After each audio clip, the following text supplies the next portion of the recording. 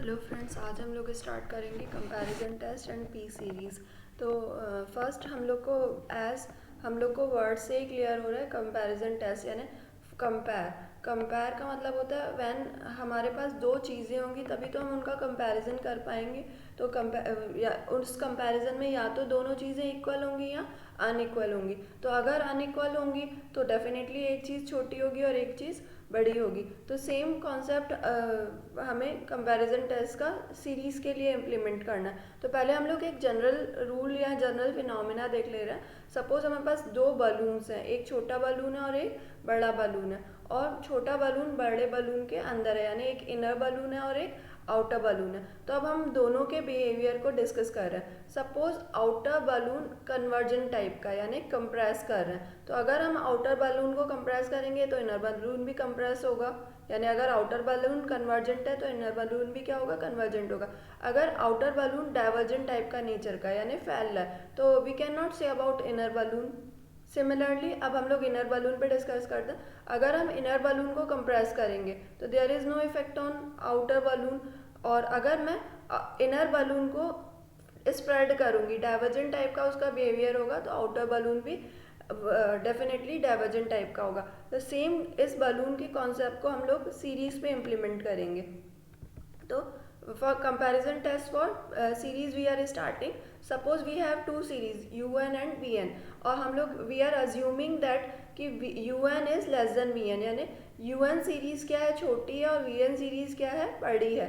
यानी un का each term vn के ईच टर्म से छोटा है। That is here we have written un is less than vn not for particular term, it is for every n, that is u1 is less than v1, u2 is less than v2, u3 is less than v3, that is every term of un is less than vn, that is we can consider that un as an inner balloon and vn as an outer balloon. Then we are discussing कि अगर un divergent है compare with balloon, तो अगर un divergent है यानी अगर inner balloon फैल रहा है then vn will be also divergent. अगर un कन्वर्जेंट है यानी अगर इनर बलून को मैं कंप्रेस कर रही हूँ तो we can not say about outer balloon, that is vn। Now we are focusing on outer balloon. तो अगर vn डाइवर्जेंट है यानी आउटर बलून फैल रहा है, so we can not say about un। And similarly अगर मैं आउटर बलून को कंप्रेस करती हूँ यानी vn मेरा कन्वर्जेंट है तो un भी क्या होगा, कन्वर्जेंट होगा। तो we have just two important points here, point number 1 and 4, that is if smaller series is divergent then larger series will be divergent. अगर also if larger series is convergent then smaller series will be convergent. So जब हम लोग इसके problems करेंगे तो we will see that it is not easy to find कि हम बड़ी सीरीज और छोटी सीरीज हर बार फाइंड कर पाएँ। जैसे if I am telling a number 5, तो 5 से बड़ा नंबर 6, 7, 8 और उससे छोटे नंबर क्या होंगे 4, 3, 2, 1। तो इजीली हम लोग फाइंड आउट कर पा रहे हैं। जहाँ हम लोग स्मॉलर और लार्जर इजीली निकाल लेते हैं वहाँ हम लोग कंपैरिजन टेस्ट का यूज़ करते हैं। और जहाँ पे बड़ी सीरीज, और because in series we have infinite terms, तो इनफाइनाइट टर्म्स को मैनेज करना इतना आसान नहीं होता, तो इसलिए हम लोगों के पास एक और कंपैरिजन टेस्ट का फॉर्म है, that is limit form of comparison test. So if we have given two series un and vn, they both series should be having positive term. आप लोग अब याद रखिएगा कि हम लोग जितने भी टेस्ट कर रहे हैं सारे पॉजिटिव टर्म सीरीज के कर रहे हैं। If we have negative terms तो हमारे पास दूसरे टेस्ट आगे चल के आएंगे। हमारी पूरी सीरीज क्या होनी चाहिए, पॉजिटिव टर्म्स की सीरीज होनी चाहिए। देन व्हाट वी डू, हम लोग क्या करते हैं, पहली सीरीज un का nth टर्म निकाल लेते हैं, vn सीरीज का भी nth टर्म निकाल देते हैं। Then we find the ratio of un and upon vn and we find the limit n tends to infinity. And if we are getting a number l, if this number l is non zero finite number, आपको focus करना पड़ेगा इस non zero, we should focus on this non zero finite number. अगर limit हमारी non zero finite number आ रही है then both the series will have same nature, that is अगर un कन्वर्जेंट है तो vn भी डाइवर्जेंट होगी, और vn कन्वर्जेंट है तो un भी कन्वर्जेंट होगी, that is they both will have same behaviour और नेचर। अब हमें क्वेश्चन में दो सीरीज तो दी नहीं होंगी, we have given just one series, suppose u n is given, then how we find v n. तो we will see a remark here, we have given suppose u n is a given series. फिर उसके बाद हम क्या करते हैं, V N हम लोग निकालते हैं. कैसे निकालते हैं, we take the high, we see the numerator, so then we find highest power of numerator and we see highest power of denominator, then whatever ratio we are getting we will assume that as vn. Now we will see how we apply आगे चल के हम लोग कुछ problems करेंगे जिसमें आप देखेंगे कि हम कंपैरिजन टेस्ट और उसके लिमिट फॉर्म को कैसे यूज़ करते हैं. अब हम लोग देखेंगे कि what is P series. Then P series का मतलब क्या होता है, suppose we have a series of form 1 upon n to the power p and vary from 1 to infinity where p is any positive number, because we are, अभी मैंने बोला कि हमें केवल पॉजिटिव टर्म्स पे ही फोकस करना है, नेगेटिव टर्म्स को हम डिस्कस नहीं करेंगे अभी. तो पी सीरीज होती है 1 upon 1 to the power p, 1 upon 2 to the power p, 1 upon 3 to the power p and so on, where p is a positive number and n is also a positive number which vary from 1 to infinity. So in this way we get a p series. अब हमारे p की value पे depend करता है कि ये कब convergent होगी और कब डाइवर्जेंट होगी. तो p की वैल्यू हमें पॉजिटिव लेनी है, इतना तो पता है, लेकिन p ग्रेटर देन 1 होगा तभी ये सीरीज क्या होगी, कन्वर्जेंट होगी. अगर p का value less than equal to 1 होगा तब ये सीरीज क्या होगी, डाइवर्जेंट होगी. तो अब पहले हम लोग इसको प्रूव करेंगे, then we will implement it to the problems. तो हम लोग क्या कर रहे हैं, we are taking case number 1 and p is greater than 1. तब हम देखेंगे कि इसका नेचर कैसा है. अगर p का वैल्यू 1 से बड़ा है तो 1 upon 1 to the power p, 1 की पावर कितना भी हो हमेशा क्या होता है 1. अब हम लोग देख रहे हैं 1 अपॉन 2 की पावर p एंड 1 अपॉन 3 की पावर p. अब p ग्रेटर देन 1 है तो ये टर्म क्या होगा 1 अपॉन 3 और 1 अपॉन 2 में से कौन सा बड़ा होगा 1 अपॉन 2. तो क्या मैं 1 अपॉन 3 की जगह अगर 1 अपॉन 2 लिख दूँ, because 1 upon 3 is smaller and 1 upon 2 is larger, तो मुझे एक बड़ी सीरीज मिल जाएगी. तो 1 अपॉन 3 को मैंने किससे रिप्लेस किया 1 अपॉन 2 की पावर p से, तो it will be 2 upon 2 to the power p and we will get, if base are common so power in division power will be subtracted, तो 1 upon 2 की पावर p minus 1 आ जाएगा. अभी हमने क्या किया, पहले टर्म में एक टर्म लिया, देन वी टेक 2 टर्म्स. अब मैं 4 टर्म्स को ले रही हूँ, तो 1 अपॉन 4 की power p, 5 to the power p, 6 to the power p and 7 to the power p. तो 1 अपॉन 5, 1 अपॉन 4, तो 1 अपॉन 4 बड़ा होगा तो हमें बड़ी सीरीज मिल जाएगी. 1 अपॉन 5 की जगह मैंने क्या लिया 1 अपॉन 4. ऐसे ही 6 को हम किससे रिप्लेस कर सकते हैं 4 से, अगेन हमें बड़ी सीरीज मिल जाएगी. ऐसे ही 1 अपॉन 7 से 1 अपॉन 4 बड़ा होगा तो हमें अगेन बड़ी सीरीज मिल जाएगी. तो ये 4 टर्म्स है, after adding we will get 4 upon 4 की पावर p, तो it will be 1 upon 4 to the power p minus 1, और 4 को मैंने क्या लिखा है 2 स्क्वायर. नाउ अब मैं इसके आगे के टर्म्स लूँगी, 8 to the power p, 9 to the power p, we are taking 8 terms here. मैं बता रही हूँ कि मैं ये 1 2 4 8, अब आपको आइडिया लग गया होगा 1 2 4 8 and I am making the powers of 2. तो now I will take 8 terms, यानी 1 अपॉन 15 तक, 1 upon 15 to the power p के टर्म्स मैं यहाँ पे लूँगी. तो 1 अपॉन 9 और 1 अपॉन 8 में से कौन बड़ा होता है 1 अपॉन 8.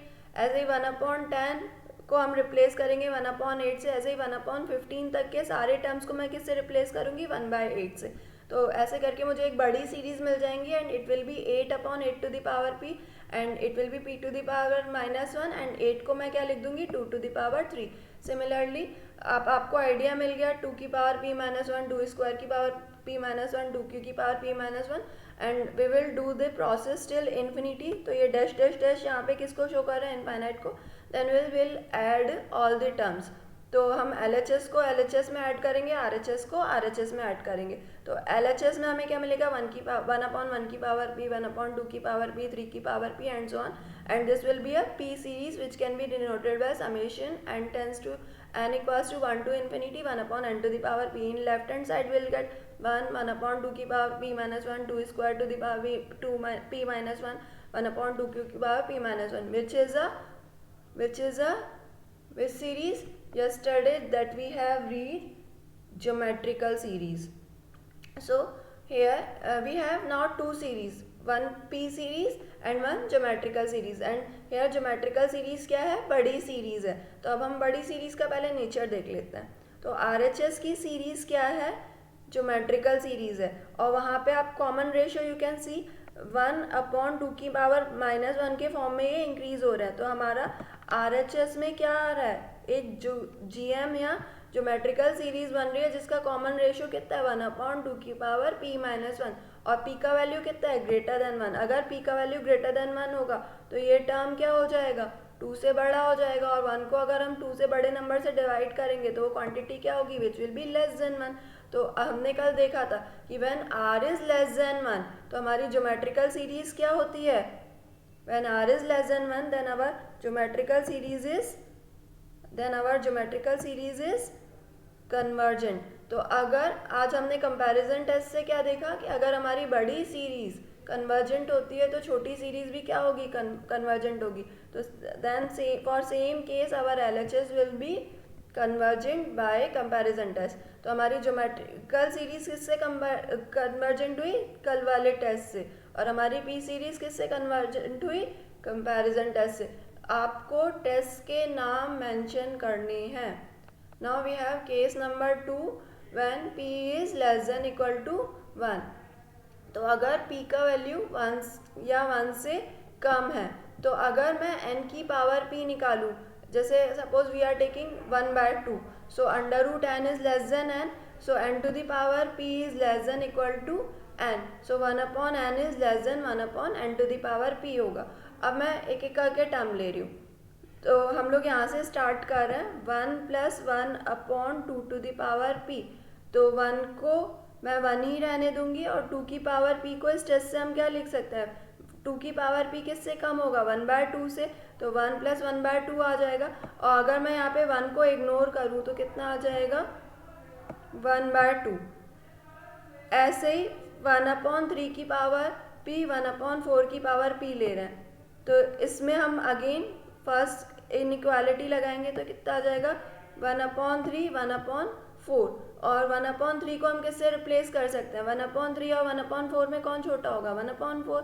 तो यहाँ पे हम क्या लिख सकते हैं, 1/4 1/4, इन दोनों को ऐड करेंगे तो कितना आ जाएगा, 1/2। हमारी पूरी प्रोसेस राइट से लेफ्ट की तरफ चल रही है।